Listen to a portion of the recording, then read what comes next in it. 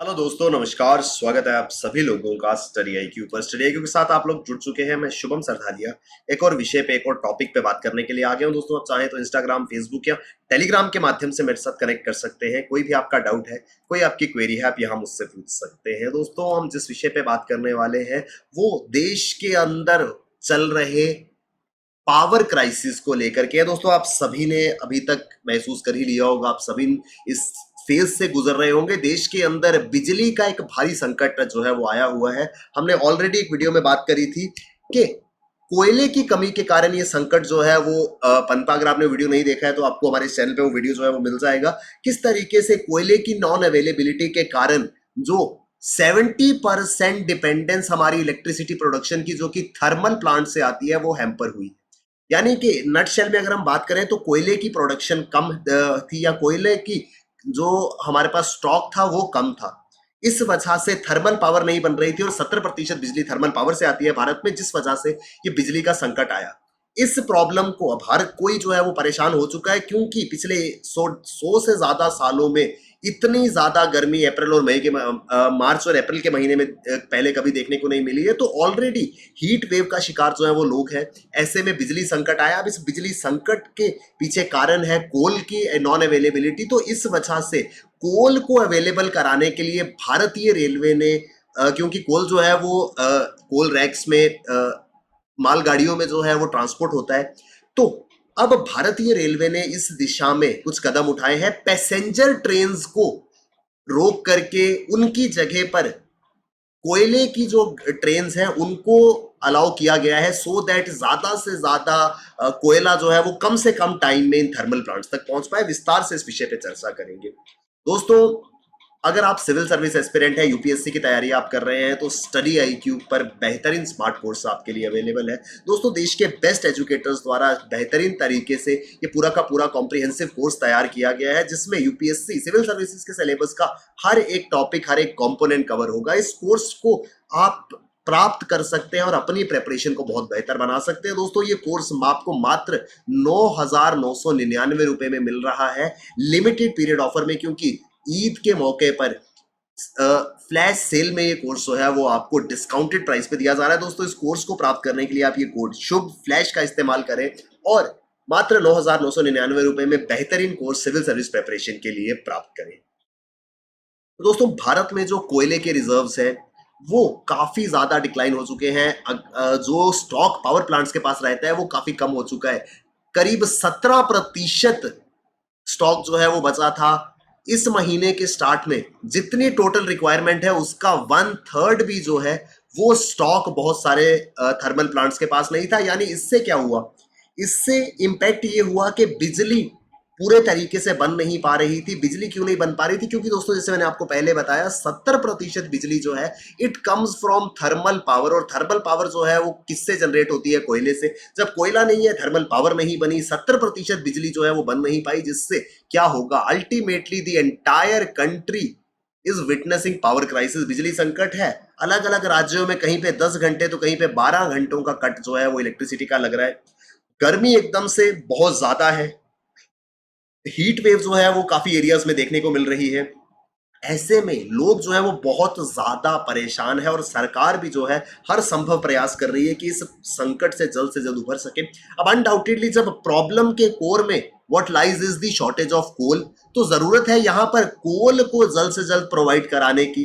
तो कोल India limited ने, last video में हमने इस बारे में बात करा था, कोल इंडिया लिमिटेड ने कहा है कि उन्होंने नॉर्मल से अप्रोक्सीमेटली 1.5 गुना जो है वो अपनी प्रोडक्शन कर दी है। वो कोयले को माइनिंग उसकी कर रहे हैं। अब यहाँ पर प्रॉब्लम ये है कि किस तरीके से जल्द ये कोयला जो है वो खानों से निकल करके इन थर्मल पावर प्लांट्स तक पहुंचे। आप सभी जानते हैं, आपने सभी ने देखा होगा, कोयला जो है वो भारतीय रेल के द्वारा ट्रेन के माध्यम से जो है वो ट्रांसपोर्ट किया जाता है। लेकिन दोस्तों, आप जिस तरीके की रेल आवाजाही है, आपने हमेशा नोटिस किया होगा कि जब भी कहीं रेल मार्ग पे आप जाते हैं तो जो मालगाड़ियां या कोयले आदि की ट्रेन है उनको एक साइड पे रोक दिया जाता है, और पहले पैसेंजर ट्रेन को रास्ता दिया जाता है। लेकिन अब क्योंकि कोयला पहुंचाना ज्यादा जरूरी है, तो भारतीय रेलवे ने काफी सारी पैसेंजर ट्रेन को कैंसिल कर दिया है। दोस्तों, ये चीज इंपॉर्टेंट है। पैसेंजर ट्रेन को कैंसिल किया है ताकि वो कैंसलेशन के कारण जो डीकंजेशन होगा, जो रास्ता मिलेगा या जो हमारे पास एक एक्स्ट्रा ऑप्शन होगा, उस एक्स्ट्रा टाइम में या उस एक्स्ट्रा पैसेज में कोयले वाली ट्रेन जो है वो ट्रांसपोर्ट की जा सके, ज्यादा से ज्यादा कोयला जो है वो पावर प्लांट्स तक पहुंचा जा सके, सो दैट जो नेशन वाइड देश भर में कोयले का संकट है, जिससे फुल ब्लोन पावर क्राइसिस हो सकता है अगर थर्मल पावर प्लांट्स का रिजर्व जो है वो बिल्कुल डिप्लीट हो जाता है, इससे हम बच पाए। दोस्तों इस प्रकार के रैक्स में, जिन्हें कोल रैक्स या कोयले की मालगाड़ी कहते हैं, इसमें कोयले को ट्रांसपोर्ट किया जाता है। नॉर्मली आपने देखा होगा, हम पैसेंजर ट्रेन में ट्रेवल करते हैं, जब भी पैसेंजर ट्रेन जाती है, अगर ट्रैक में कहीं इस तरीके की मालगाड़ी या कोल रैक ट्रेन हो तो उसको साइड पे रोक दिया जाता है, पैसेंजर ट्रेन को रास्ता दिया जाता है। लेकिन अब कोयला पहुंचाना ज्यादा जरूरी है, इस वजह से भारतीय रेलवे ने कोयले के ट्रांसपोर्टेशन के लिए पैसेंजर ट्रेन को कैंसिल करना शुरू किया। दोस्तों ये बहुत ही लिमिटेड पीरियड की एक्सरसाइज होगी, ज्यादा लंबे समय तक नहीं, लेकिन कुछ दिनों के लिए एटलीस्ट, जब तक पर्याप्त मात्रा में कोयला हर थर्मल पावर प्लांट के पास नहीं पहुंचता, तब तक जो है वो ट्रेन की आवाजाही पर, खासकर पैसेंजर ट्रेन की आवाजाही पर इसका इंपैक्ट जो है वो पड़ेगा। और क्यों पड़ेगा दोस्तों? भारत के अधिकांश हिस्से जो है वो लंबे ब्लैकआउट का सामना कर रहे हैं। 8, 10, 12 घंटे की बिजली जो है वो काटी जा रही है। बहुत सारी इंडस्ट्रीज ऐसी हैं जो कोल शॉर्टेज का सामना कर रही हैं। दोस्तों इसके पीछे बहुत सारे कारण हैं जो हमने डिस्कस ऑलरेडी एक वीडियो में करे हैं। इससे दोस्तों इकोनॉमी के ऊपर इंपैक्ट पड़ रहा है, खास तौर पर वो इकोनॉमी जो रिकवर कर रही है पैंडेमिक शॉक से। दोस्तों अनडाउटेडली पिछले 2 सालों में कोविड पैंडेमिक के कारण जो स्लम क्रिएट हो गया था इकोनॉमी में, उससे रिवाइव कर रही है इकोनॉमी। और ऐसे में इकोनॉमी का फ्यूल जो है कोयला जो है, जिससे चाहे थर्मल प्लांट हो या इंडस्ट्रीज जो इस सेक्टर पे निर्भर करती है, क्योंकि दोस्तों अनडाउटेडली कोई भी इंडस्ट्री जो है उसके लिए सबसे मेजर सोर्स इलेक्ट्रिसिटी है। इलेक्ट्रिसिटी की शॉर्टेज यानी कि सभी इंडस्ट्रीज जो है वो अब उतनी एफिशिएंसी से काम नहीं कर पाएंगी, जिसका प्रभाव जो है वो अल्टीमेटली इकोनॉमी पे पड़ेगा। और at this point of time economy, अर्थव्यवस्था जो है उस स्टेज पे वी कैन नॉट अफोर्ड कि हम कोई भी डाउनफॉल जो है वो देखें, क्योंकि ऑलरेडी स्लंप जो है, एक ठहराव जो है वो अर्थव्यवस्था पे पिछले 2 सालों ने पेंडेमिक के दौरान डाला है। और इसके ऊपर दोस्तों सिर्फ इकोनॉमी ही नहीं, स्कॉर्चिंग हीट के कारण जिस प्रकार से काफी ज्यादा गर्मी और हीट वेव का सामना भारत के अंदर लोग कर रहे हैं। अब सबसे ज्यादा गर्मी के समय में क्या रिक्वायरमेंट होती है? बिजली की, क्योंकि हम अप्लायंसेस चला के अपने आप को कूल डाउन जो है वो करने की कोशिश करते हैं।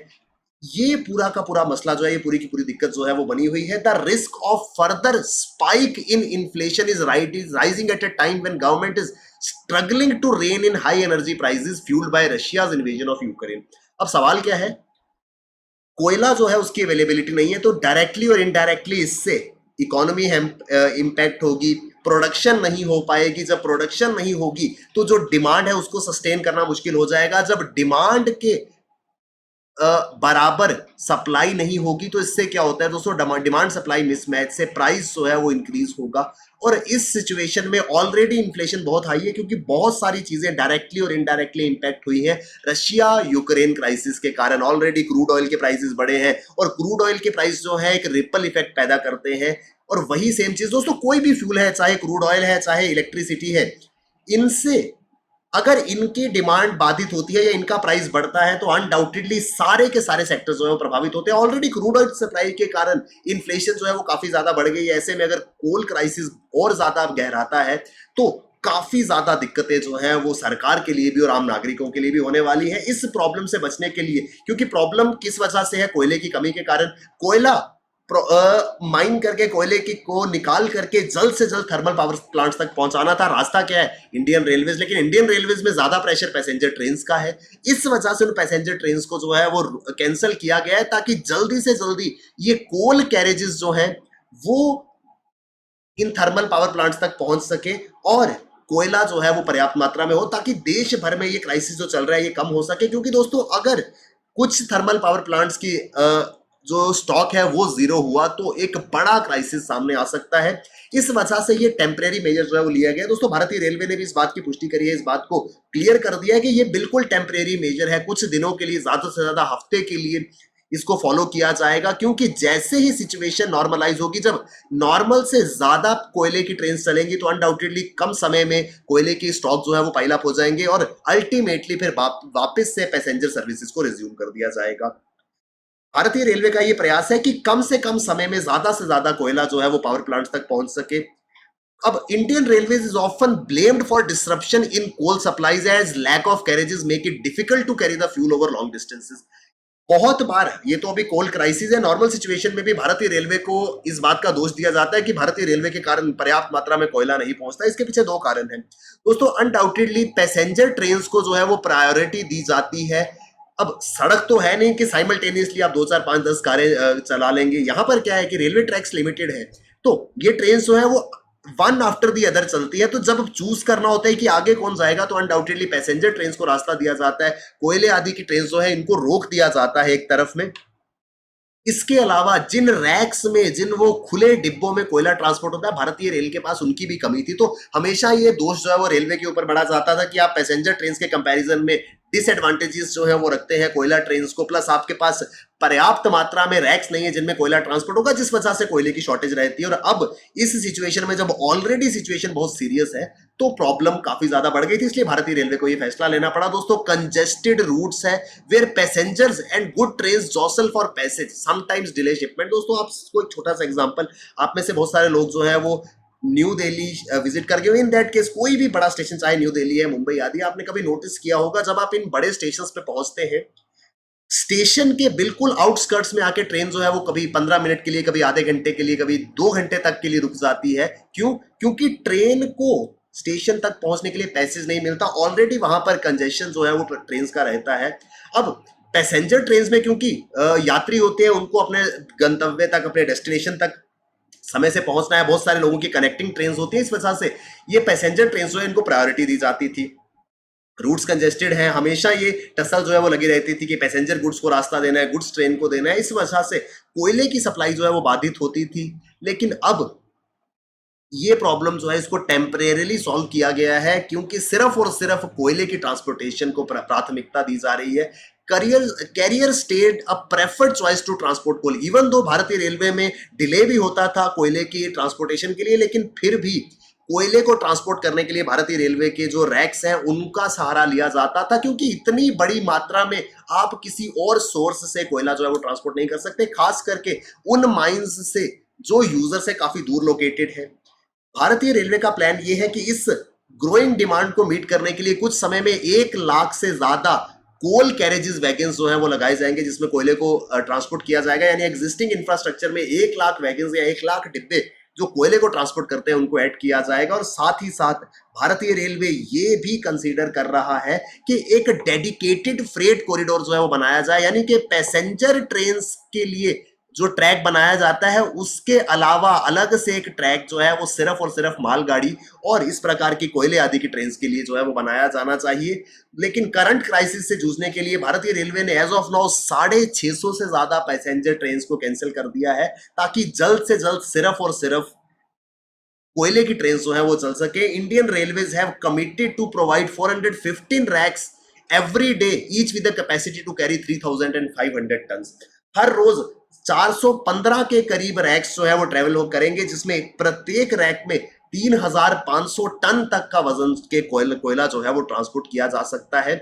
Most domestic coal is transported from the east to the northern, central and western parts of India. दोस्तों जो हमारे नॉर्थ ईस्टर्न कोल फील्ड्स हैं या जो वेस्ट बंगाल के आसपास झारखंड आदि का इलाका है, यहां से कोयला सबसे ज्यादा मात्रा में आता है और इसको देश के नॉर्दर्न, सेंट्रल, वेस्टर्न हिस्से में जो है वो ट्रांसपोर्ट करना है। तो इसके लिए सबसे इजीएस्ट वे जो है वो रेलवे का है और इस वजह से पूरा का पूरा मेथड जो है वो लिया गया। The plan is to be set in force for 2 months. हो सकता है 2 महीने तक ये पूरा का पूरा एक्सरसाइज कंटिन्यू हो, ताकि मॉनसून के आने से पहले पहले कोयला जो है वो अपने अपने डेस्टिनेशन पे पहुंच जाए। दोस्तों मॉनसून के टाइम पे कोयले की माइनिंग जो है वो कम हो जाती है या बंद हो जाती है, क्योंकि बारिश के दौरान कोयले की माइनिंग पॉसिबल नहीं है। इस वजह से बारिश से पहले पहले, बरसात का मौसम, मॉनसून के आने से पहले पहले सभी पावर प्लांट्स को पर्याप्त मात्रा में कोयला जो है वो मिलना चाहिए। तो 2 महीने के लिए ये एक्स्ट्रा जो पैसेज है या extra advantage in coal trains को दी जा रही है वो बहुत ज्यादा जरूरी है। अदरवाइज देश के अंदर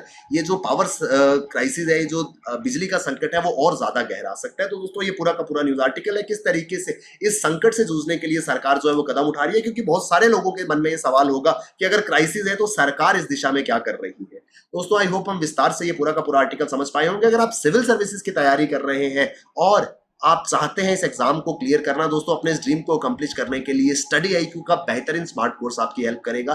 कंप्लीट कॉम्प्रिहेंसिव सिलेबस जो है वो यहाँ आपको मिलेगा। एक्सपर्ट फैकल्टी के द्वारा हर एक टॉपिक, हर एक कंपोनेंट को कवर किया गया है। आपको बस इस कोर्स में एनरोल करना है, इस कोर्स को फॉलो करना है और अपनी प्रेपरेशन को आप बहुत बेहतर बना पाएंगे। दोस्तों ईद के मौके पर फ्लैश सेल जो है वो स्टडी आईक्यू पर आया है मात्र 9,999 रुपए में। अगर आप ये कोड शुभ फ्लैश का इस्तेमाल करते हैं 30 अप्रैल तक आप 9,999 रुपए में ये बेहतरीन स्मार्ट कोर्स ले पाएंगे। Thank you very much, all the best, keep working hard, bye bye, take care, जय हिंद।